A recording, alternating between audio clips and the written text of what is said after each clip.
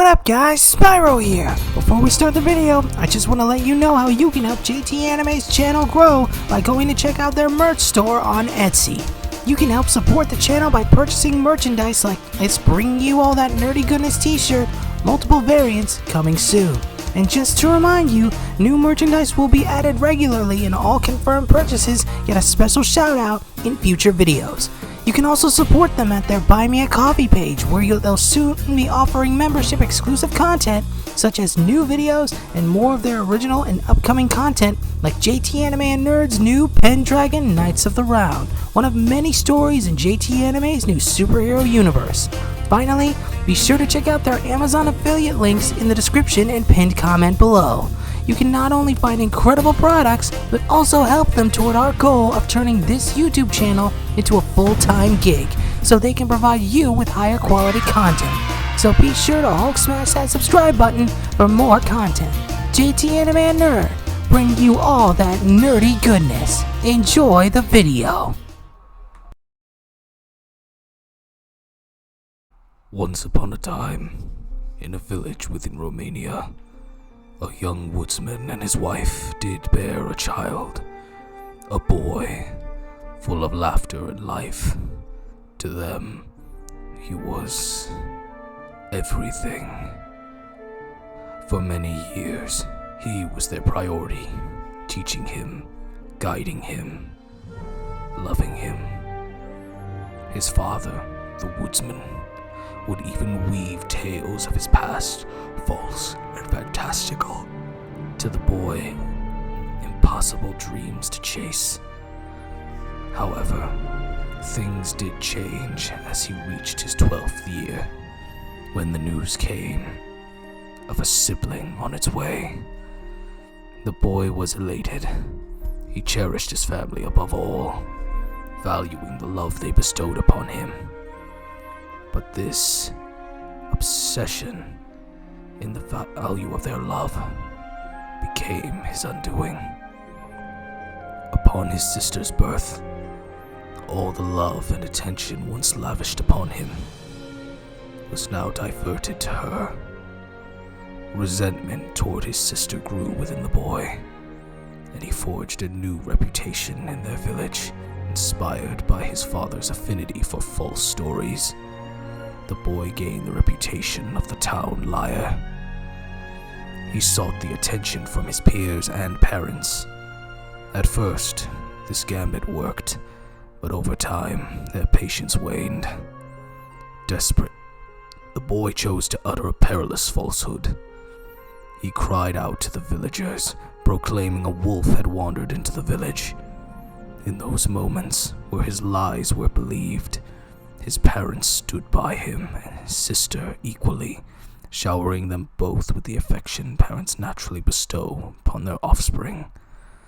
For over a month, his ruse endured, yet waned eventually.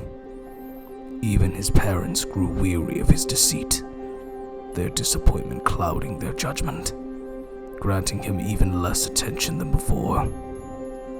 One day, the boy was entrusted with the care of the sister he resented so much, a task he loathed but could not refuse. He failed to grasp that this was his parents' attempt to foster a bond between them, so the animosity would finally cease. Yet fate would twist their intentions. The boy persisted in his falsehoods about the wolf, until all, even his parents, ceased to heed his cries. And then, in that fateful moment, the boy turned to see that a wolf had truly appeared, seizing the basket in which his sister lay cradled. Witnessing this, the boy cried out with all of his might until his voice strained, proclaiming that the wolf had entered the village and taken his sister. But none heeded his call, for his deceit had rendered him untrustworthy. No truth could they discern from his lips. All the boy could do was fall to his knees, groveling and pleading with his parents to listen. Only when his mother beheld his tears did she realize the veracity of his words. but it was too late. The moment it was realized that the boy's sister was taken and gone, everything changed. Whatever love the father held for the boy vanished. The resentment the boy harbored for his sister was now mirrored by his father upon him. His mother, though never seeming angry, sought solace in drink. Yet even through her despair, she seemed to recognize her error and endeavored to show her boy love. But the boy could only wonder, was it true maternal love, or merely a desperate attempt to cling to her last remaining child? That night, the boy understood the gravity of his mistake and chose to act. Under the cover of darkness, he seized his father's axe and ventured into the forest, determined to pursue the wolf and save the sister he once resented. And did he? No. He perished, ravaged by a pack of wolves, none of which had taken his sister. Edith then gazes upon the scars marking Cassius's body, the remnants of fangs and claws. She smiles softly.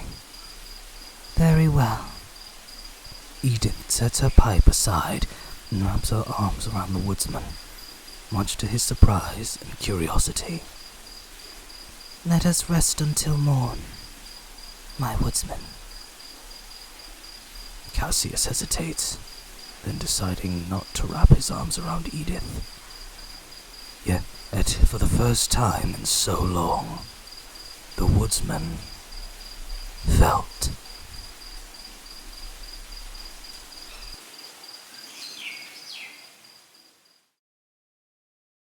Many years prior, in the forests of Romania, the father arrives, searching for his lost son.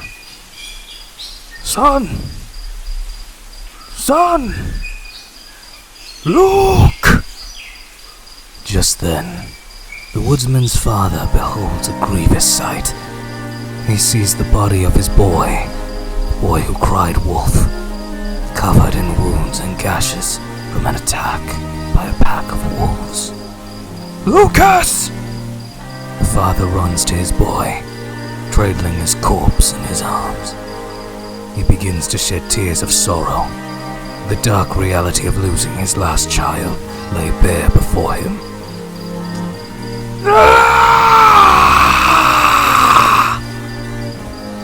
Suddenly, the pack of wolves that attacked the boy appears. It's Alpha standing before the father. The childless woodsman can do nothing more than look up at the wolves with tears streaming down his eyes. Yet his eyes now filled with dark hatred and rage. He picks up the axe his son had stolen from him, wielding it with deadly intent and a killer instinct. The wolf pack growls and bares their fangs. The woodsman stands his ground. Lo vieste unlo singurati. Haitava unma.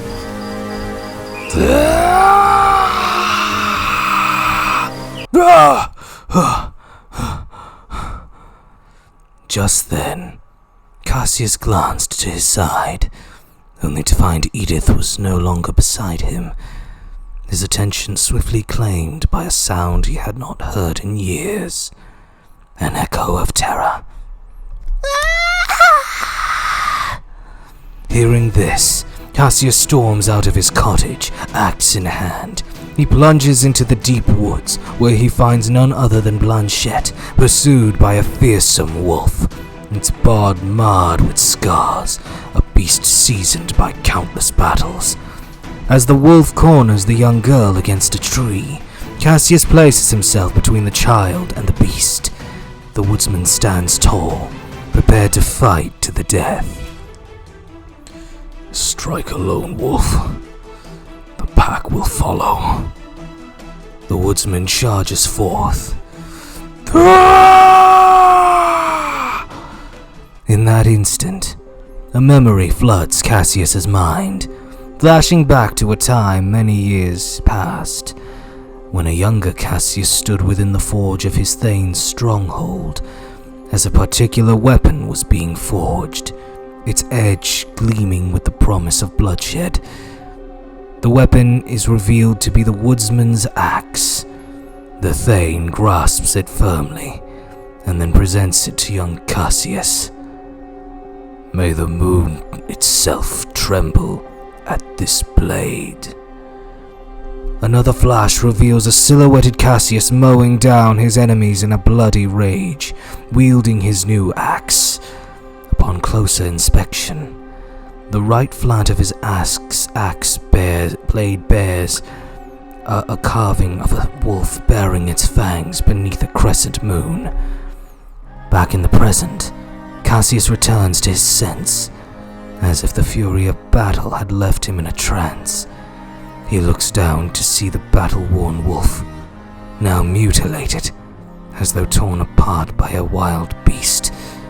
Cassius turns to Blanchette, only to see a look of sheer horror etched upon her face. He steps toward her. Are you alright? No,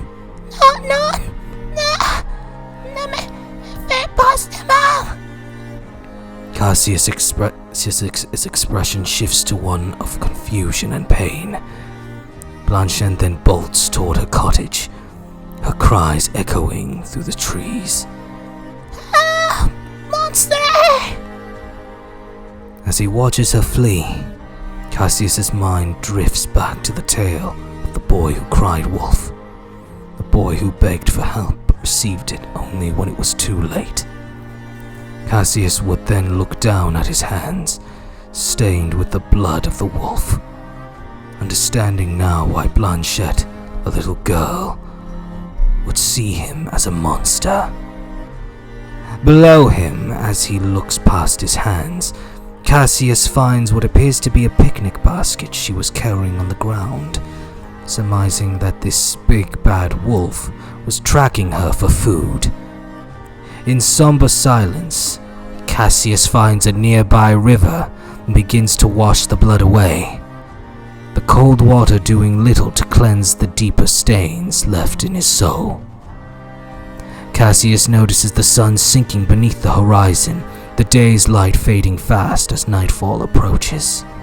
The search for the river and the cleansing of blood had consumed much of the day.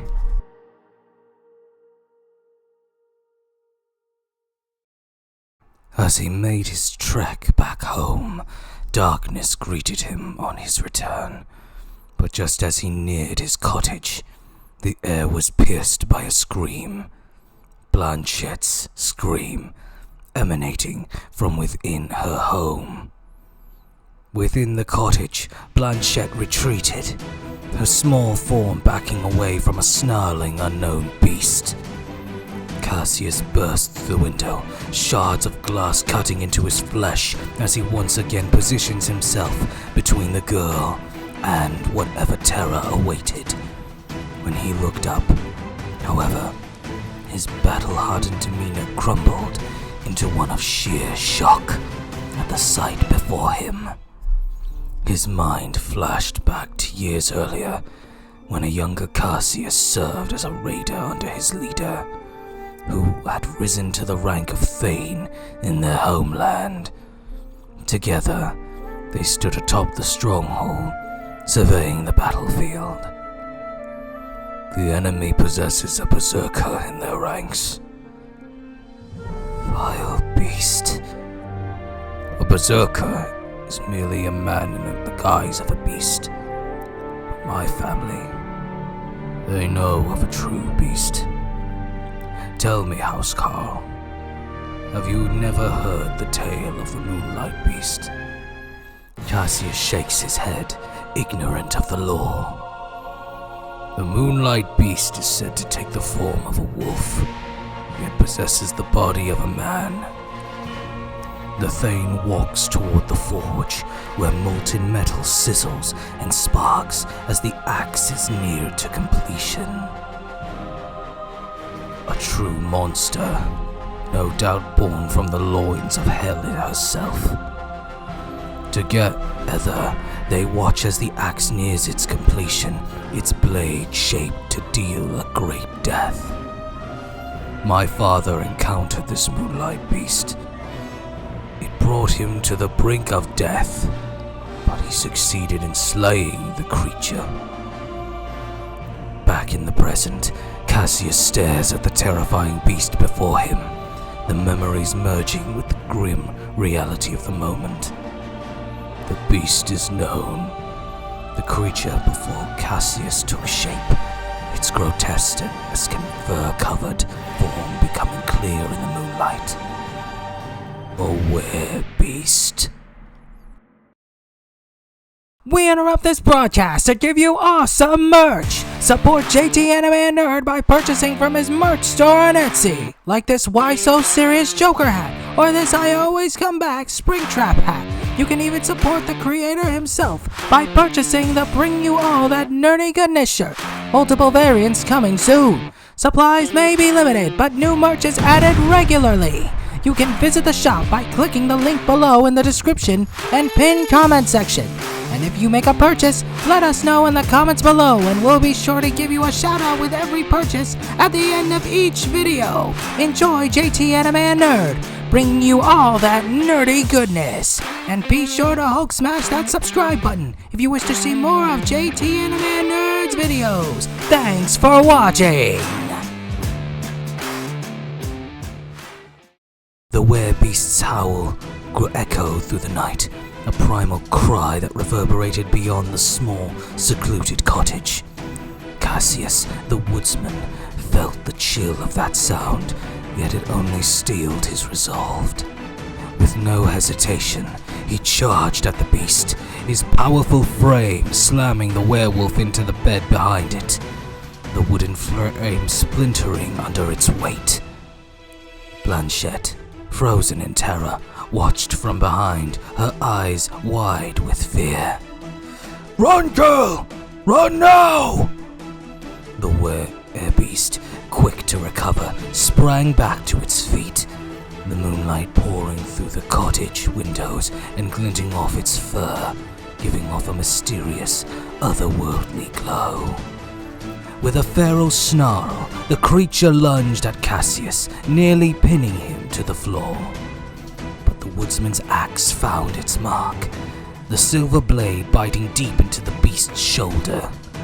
Cassius's left arm strained to keep the werewolf's snapping jaws from reaching his throat as they wrestled for dominance.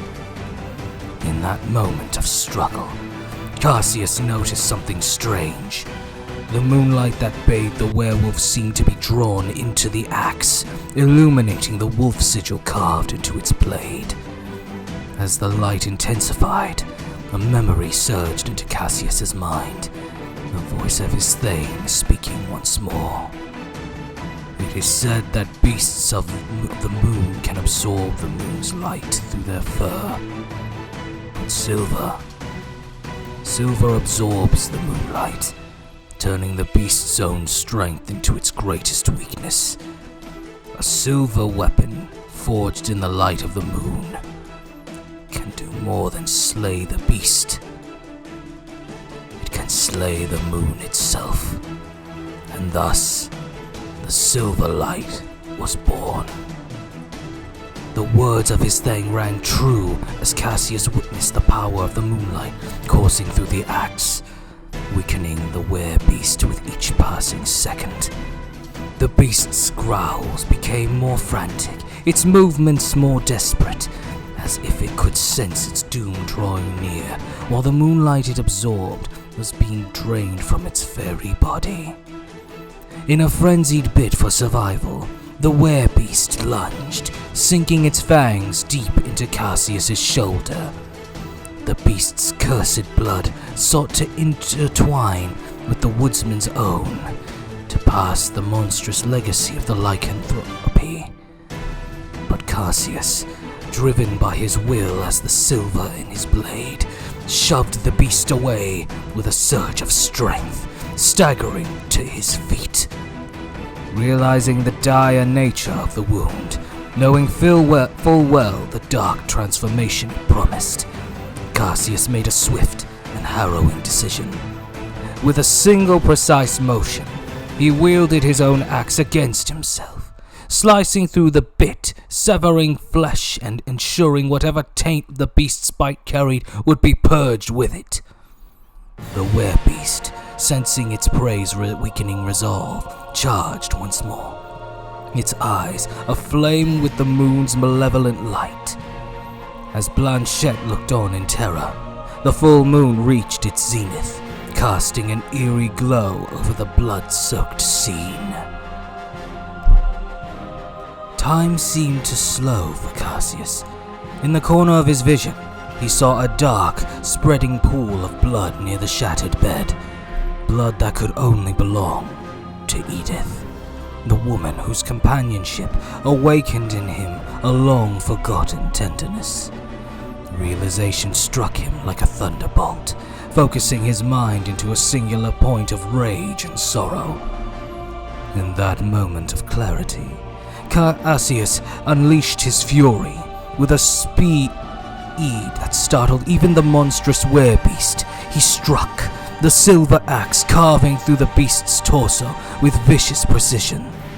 The creature staggered, its eyes wide with mysterious shock as pale tendrils of moonlight seeped from its gaping wound. For the first time, the werebeast beheld not a mere man, but a force of nature, a warrior who had harnessed the moon's curse and turned it against its progenitor. The beast's confusion turned to unexpected fear as it stared into the unbridled rage within Cassius's eyes, a wrath as primal as the beast's own savagery.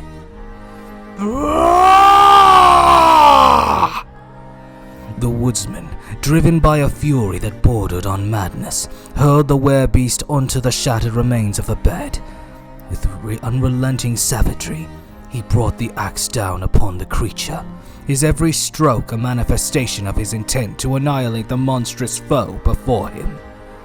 Each blow reverberated with the echoes of his past, as memories of his younger self, the woodsman and father, and the boy who cried wolf known as Lucas, rushed to the surface of his mind.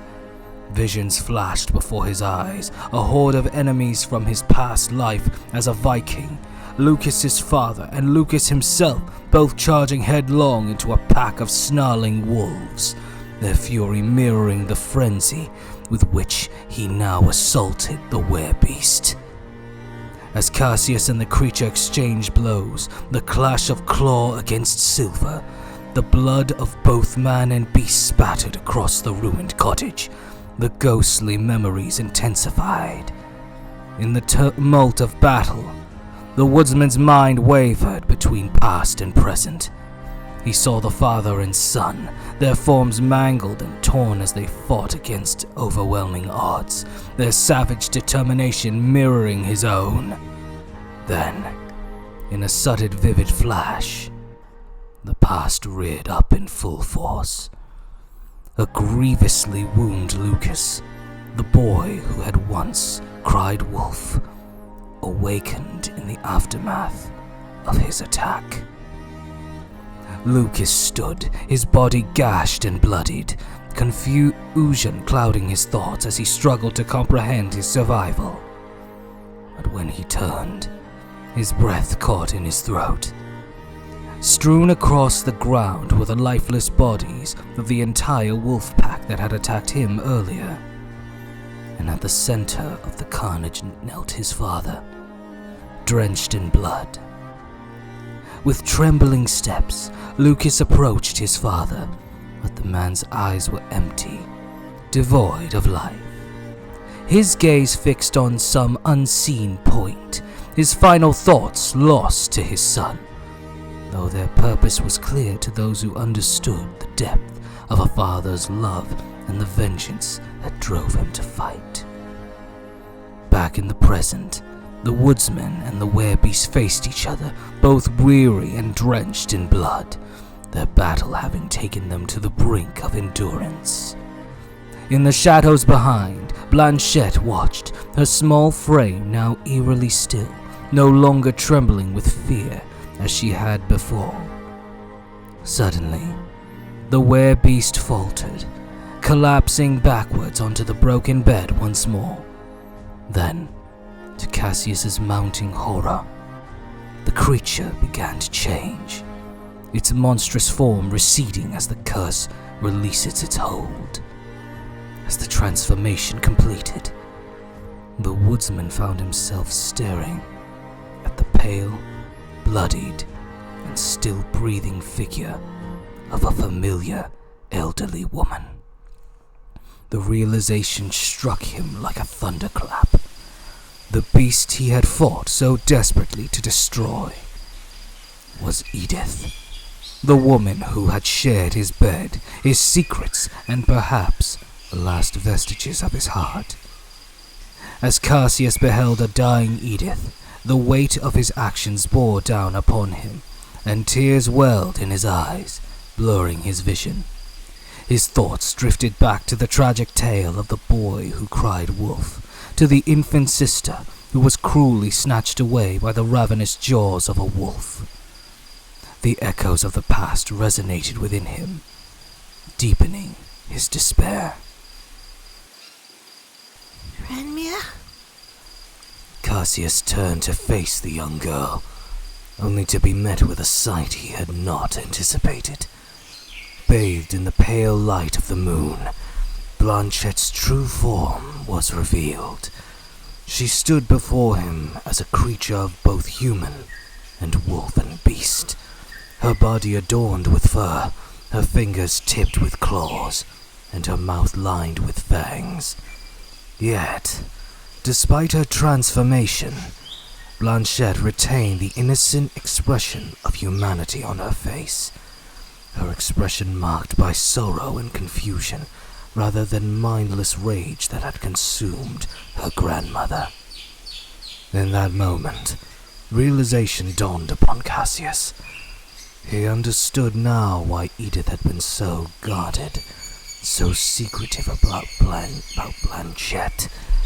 This was why.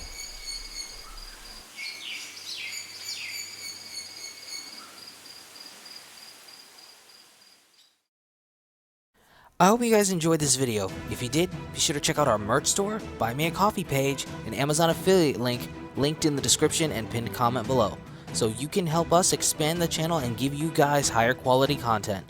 Also, if you want to check out our original content, be sure to check out the playlists linked in the description below. With all that said and done, I'm JT Anime, and I'll check you guys later.